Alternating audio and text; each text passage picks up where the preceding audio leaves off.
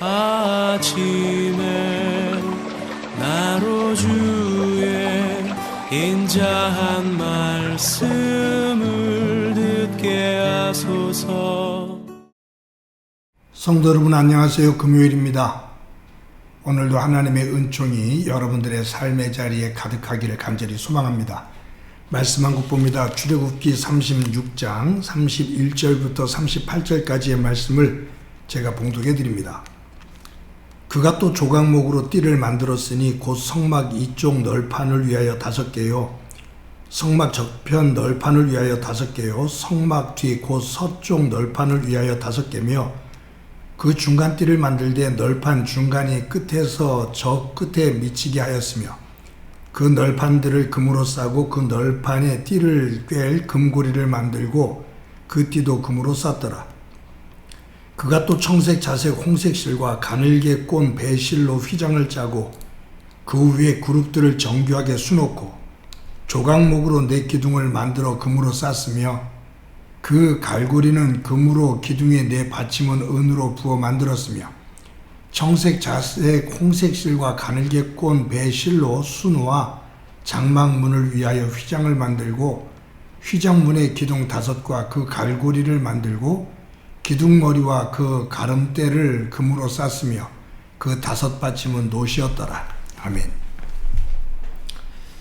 제가 종종 말씀을 드렸습니다만 대부분의 사람들이 죽음을 눈앞에 두었을 때, 즉 임종이 가까웠을 때 가장 듣고 싶어하는 말이 있다고 하지요. 사랑합니다. 수고했습니다. 고맙습니다. 받은 사랑 잊지 않겠습니다. 이러한 말이라고 그래요. 그 말의 공통점은 인정입니다. 그동안 참 애썼다고, 당신으로 인해서 내가 참 행복했다고 인정해 주는 거예요. 저도 만약에 그런 시간이 온다면 저의 사랑하는 아내와 아이들이 수고했다고, 고맙다고, 받은 사랑 정말로 잊지 않겠다고, 그리고 사랑하는 성도들이 그동안 애 많이 썼다고, 고마웠다고 그런 말을 들으면 한평생을 목사로 또 가장으로 살아온 그 보람을 느끼며 편안하게 또 감사하면서 눈을 감을 수 있을 것 같아요. 많은 사람들이 사람들과 더불어 살면서 누군가로부터 인정을 받을 때 자기의 존재의 가치를 갖게 되잖아요. 인정을 받는다는 것은 그 가치가 인정되는 겁니다. 그래서 사람들이 인정받기를 원해요. 여러분, 성경에 나오는 최초의 살인사건이 가인과 아벨, 그 두 형제인데 가인이 아벨을 죽이는 사건이잖아요. 근데 그 내용을 가만히 들여다보면 가인이 인정받고 싶어하는 욕구, 그 욕심, 그것으로 인해 동생을 죽이게 됩니다. 자기가 하는 일, 했던 짓, 그것은 기억하지 않고 그냥 인정받고 싶어하는 욕심에 의해 시기심이 일어나고 동생을 죽여요. 사울 왕이 어린 다윗을 왜 죽이려고 그처럼 득달처럼 달려들까요? 백성들이 사울 왕 자신보다 다윗을 더 사랑한다고, 더 인정한다고 생각하기 때문입니다. 신약에 와서 아나니아와 삽비라 부부가 죽음을 겪게 되잖아요. 그 이유는 제가 볼 때 초대교회 바나바가 사도들과 성도들에게 인정받는 것을 시샘해서 그것을 그대로 따라 닮아 살면 좋을 텐데 흉내만 내다가 하나님의 영이신 성령을 거역하고 거짓으로 꾸미다가 결국은 죽음으로 치닫게 됩니다. 예수님의 12제자가 끝까지 다툰 이유는 높아지기 위함입니다. 인정받기 위함이에요.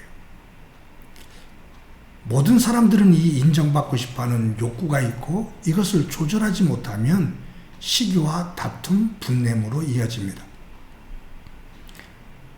오늘 이 본문을 읽고 제가 이런 생각을 하게 된 동기가 뭐냐 하면, 여러분 이 본문을 쭉 읽다 보면 출애굽기 36장, 37장, 38장 쭉 읽다 보면 문장의 주어가 그가라는, 누군가를 지칭하는 그가라는 주어가 계속해서 반복이 되어 나와요. 그가 누구를 말하지? 다시 한번 이 말씀을 쭉 읽어봅니다. 모세인가? 아닙니다. 여기에 그가, 이것은 누구를 말하냐 하면 성막과 성물을 만드는데 총책임을 지고 있는 부사렐을 말합니다. 부사렐을 지칭하는 거예요. 부사렐이 그 말이에요. 모든 것들을 만드는 데 있어서 그 중심에 누가 있냐 하면 부사렐이라는 사람이 있습니다. 모세도 아닙니다. 오홀리압도 아닙니다. 부사렐입니다. 부사렐이 오홀리압은 부사렐을 도와서 함께 일했던 사람이잖아요. 뒤에 가면 단 한 번 또 이름이 나옵니다. 모세가 이름이 나오는 때는 언제냐면 부사렐이 이 성막과 성물을 다 만든 다음에 모세에게 가지고 나온 이후에 모세가 다시 그 중심에 서서 주어로 나와요. 여러분, 그런데 이 부사렐이 하나님의 부름을 받아 갑자기 등장을 해서 활동을 하는데, 그의 활동의 영역을 보면서 그가 중심에 서 있는 모습을 보면서 모세도 오홀리압도 어느 누구도 시기하거나 시샘을 하거나 다투질 않습니다. 그대로 존중합니다. 그대로 따릅니다.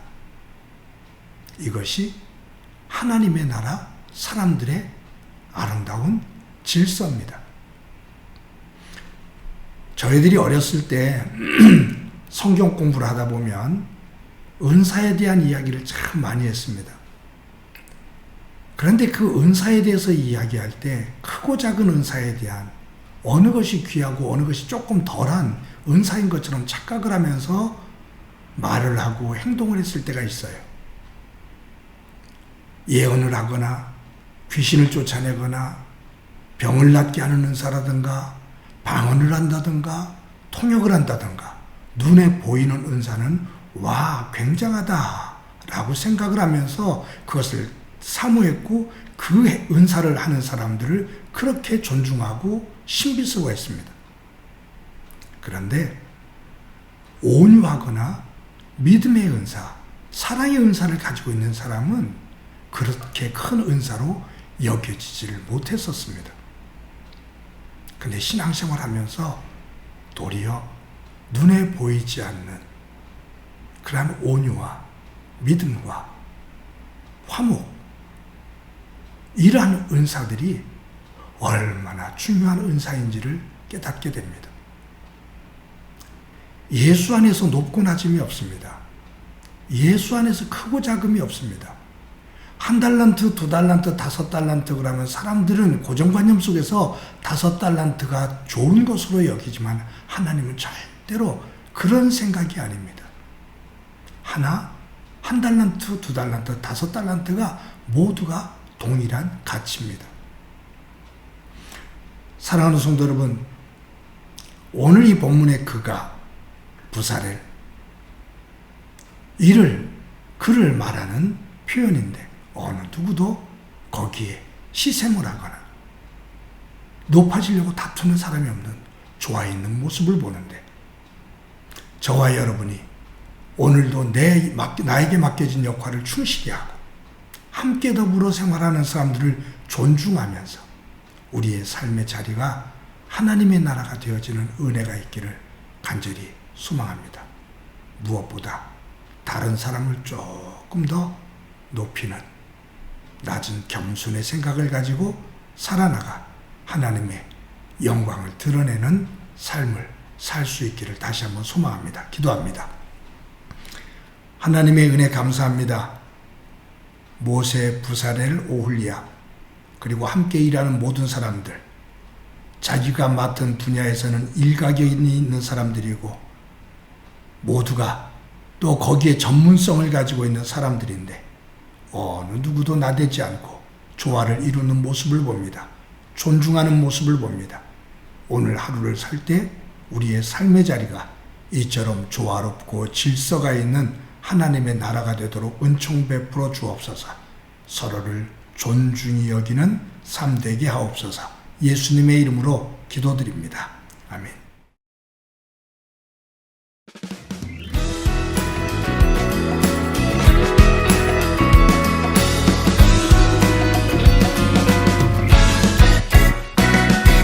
너는 너라서 좋고 나는 나라서 좋은 서로 다르기에 서로가 소중한 우리는 한 몸.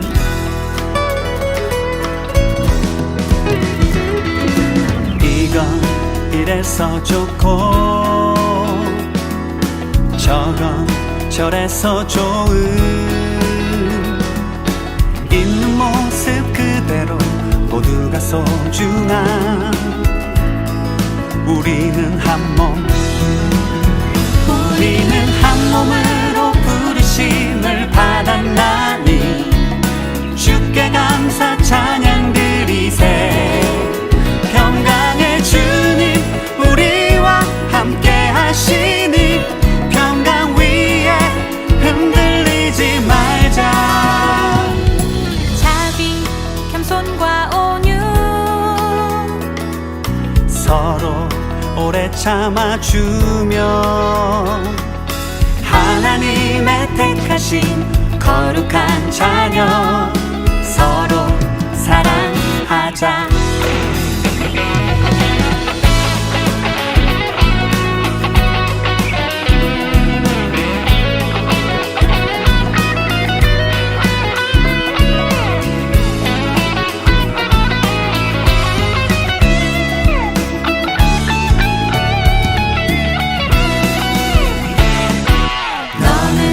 너라서 좋고 나는 나라서 좋은 서로 다르기에 서로가 소중한 우리는 한 몸. 우리는 한 몸으로 부르심을 받았나니 주께 감사 찬양 드리세. 평강의 주님 우리와 함께 하시니 평강 위에 흔들리지 말자.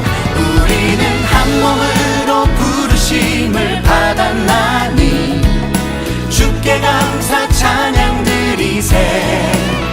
평강의 주님 우리와 함께 하시니 평강 위에 흔들리지 말자. 자비 겸손과 온유 서로 오래 참아주며 하나님의 택하신 거룩한 자녀 서로 사랑하자. 서로 사랑하자. 서로 사랑하자.